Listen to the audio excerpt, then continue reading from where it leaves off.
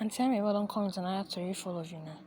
Nigerian singer and songwriter Charly also known as Area Fada, has revealed why he isn't joining the #EndSARS protests currently sweeping across the country.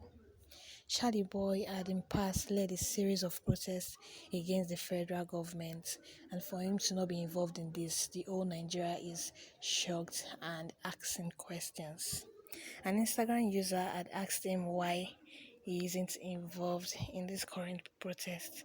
He replied, "After 40 years, I'm tired. If young people can't defend themselves, let them wait for Jesus."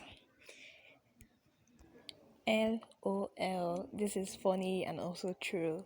So he's looking forward to the young ones to lead these protests.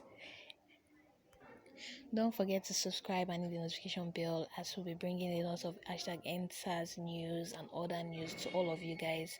See you when I see ya.